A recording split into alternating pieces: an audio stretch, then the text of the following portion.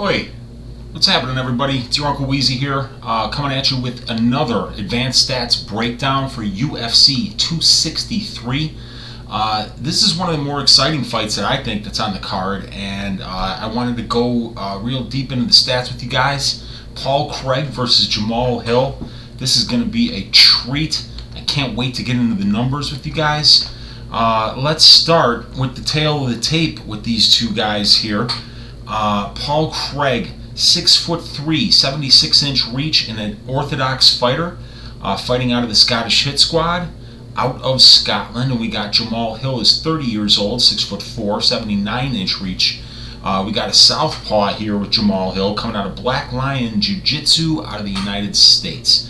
So we see Hill an inch taller. He's got a 3-inch reach advantage, 3 years younger than Craig, and also it's a southpaw against orthodox matchup. And if you guys have watched Jamahal Hill fight before, he has got a devastating body kick that he throws with his strong leg, his left leg. He throws that to the body, to the head, and sometimes to the legs, and it is absolutely devastating. He really lands that thing a lot, and the fact that Paul Craig's an orthodox fighter is not a good thing, because those body kicks are going to be wide open. They're going to be open for business for Hill. So the southpaw against orthodox makes this a very interesting matchup, in my opinion.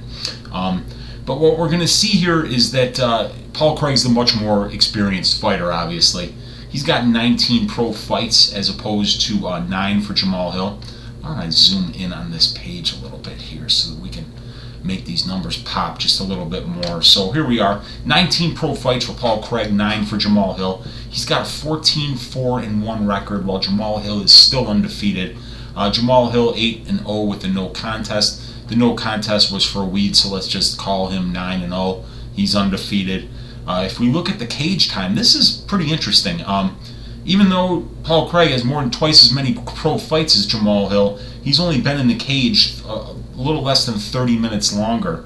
So, very interesting. Jamahal Hill's fights do end inside the distance more often than not at 11 total minutes, but Paul Craig's average fight time is 6.76 minutes. Paul Craig's career about twice as long as Jamahal Hill. So even though Jamahal Hill's taller, even though he's the southpaw, even though he's got the reach advantage, a little bit of a height advantage, we see that Paul Craig is definitely the more experienced martial artist.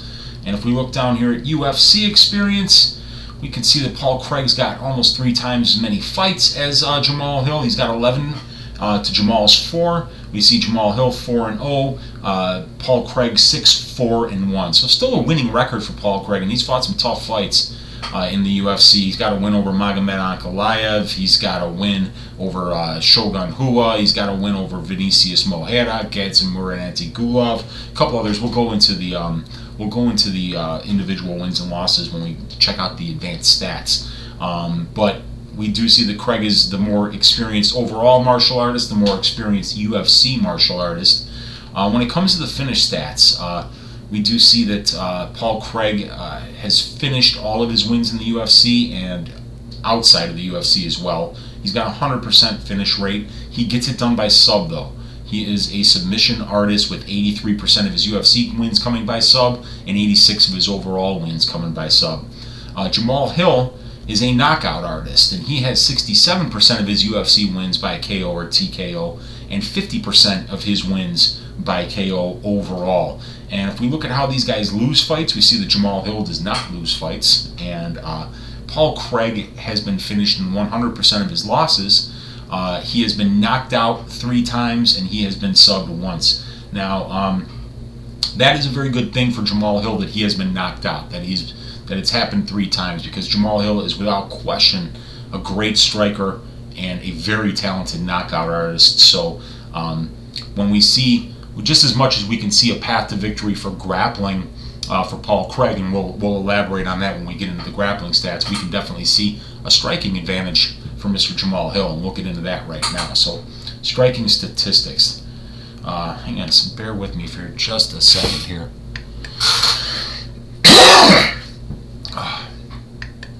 My word, thank you for bearing with your Uncle Weezy there. Alright, striking statistics, here we go. 2.4 strikes landed per minute, significant strikes. 4.88 attempted for Paul Craig for a 49.12% striking accuracy, while Jamahal Hill, we're seeing some crazy volume numbers here with 7.9 significant strikes landed per minute out of 15 attempted.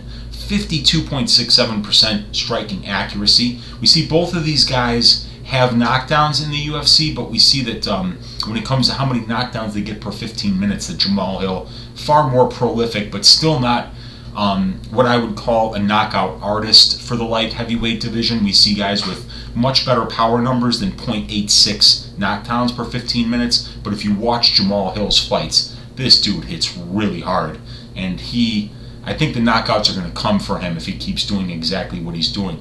But the knockdown numbers are still there for Mr. Hill. So if we look at the defensive stats, we see that Paul Craig, while he lands 2.4 significant strikes, he absorbs 2.43, so about the same amount that he lands. 4.83 attempted against him. His opponents have he has a 49.66% striking defense, while we got Hill with 3.15 strikes landed against, 6.21 attempted for a 49.31% striking defense. So even though the striking defense numbers look similar, 49.66, 49.31, what we need to look for here when we look at the striking stats and want to figure out who has an advantage, look at Jamahal Hill landing 7.9 significant strikes and only absorbing 3.15. It's over a 2 ratio of how many times he hits his opponents as many times as they hit him. That's stellar. I don't know if there's anybody in the light heavyweight division that has a better significant strike ratio than that. Even a better significant strike difference would be 4.65, 4.75 that is. This guy is putting up video game striking numbers in terms of volume, in terms of significant strike differential, and even his accuracy at 53% is really good. So when we look at this is definitely a striker versus grappler matchup, and Jamahal Hill's striking numbers are very impressive. Let's get to the grappling stats. This is where we're going to see Paul Craig have an advantage. We see that Jamahal Hill has taken down nobody and attempted no takedowns, while Paul Craig, I'll get the, I like to have the number of fights on there so we can not only see how many takedowns he's attempted in the UFC, how many he's completed, and what the percentage is, but we can get an idea for how many takedowns he's attempting per fight. So 50 takedown attempts in 11 fights for Paul Craig in the UFC. He's got a 26% takedown percentage. That's not good, but he does average 2.11 takedowns per 15 minutes. He averages 1.46 subs per 15 minutes, and he has a 23.17% control time. So you can see that the grappling numbers are there for Craig. He's attempting takedowns. He gets a few. He gets more than one. He gets more than 2 actually per 15 minutes. He's definitely attempting submissions. He's active on the ground when he gets there. And we see that Jamahal Hill doesn't even attempt takedowns. He's never even gotten one or attempted one. He hasn't even attempted a sub, and he's controlled his opponents on the cage or on the ground less than 1% of his UFC cage time. So we see this is important because we're seeing a clash of styles here. We're definitely seeing the striker versus grappler, but not only that, you're seeing a guy who has really excelled in Jamahal Hill when we look at only 0.91% control time for and only 6.63% control time against. That's telling us that over 92% of his fights take place in the center of the cage where he is absolutely at his most comfortable. Paul Craig, on the other hand, controls his opponents 23% of the time and gets controlled by his opponents 38% of the time. That's over 61% of his total UFC cage time. He's either controlling his opponent or being controlled by his opponent. So we see not only two different, like the grappler versus the striker, but we see 2 completely different types of fights that these guys have been engaged in. Hill has been engaged in fights that have taken place in the center of the cage and have been almost nothing but striking. And when his opponents, like for instance Darko Stosic, who did take him down several times, he got right back up. However, Paul Craig is the kind of guy who will go for takedowns and he will get them occasionally. But if he doesn't like how it's going on the feet, He'll shoot for those takedowns. If he doesn't get the takedowns, this dude will just take the next step and he'll pull guard. He doesn't give a shit how it gets to the ground. He is not ashamed to pull guard. He's not ashamed to shoot takedown after takedown after takedown. And Jamahal Hill has been lucky thus far in the UFC in that all of his fights have taken place in the center of the cage. This is not going to be that kind of fight. Jamahal Hill is not going to be comfortable here. If you go back and you watch the tape on Craig, he just won't sit there with his opponent and strike with them in the center of the cage. He'll do anything to get it up against the cage or on the ground, and then once it's there, whether he's on top or whether he's on the bottom, he's extremely dangerous. His triangle choke is the best that there is in the 205-pound division right now. This guy has gotten so many of them. He got one with 1 second left in the third round against Magomed Ankalaev. Ankalaev's only loss in the UFC. He was shaving Craig's ass for 899 seconds and he tapped out with 1 second left. I mean, this guy Craig can get those submissions from anywhere. So what I'm trying to say, and I'm not saying it in a very efficient way, but I am saying it, is that this is not going to be an easy fight for Jamahal Hill. Paul Craig isn't just going to stand in the middle of the cage with him and let him get his boxing off and let him throw those huge body kicks and head kicks and knock him out. If Hill wants to knock this dude out, he's going to have to stuff several takedowns. He's going to have to, treat the canvas like it's lava and that he cannot be there, because Craig's going to do everything in his power to get it there. And he will sell out. And if it means he has to pull guard, he'll pull guard. And if he does pull guard and he gets you in his guard, that triangle is not too far behind and he can get it on black belts, which means that he can get it on Jamahal Hill. Last, let's go to the strength of schedule in last 5 here.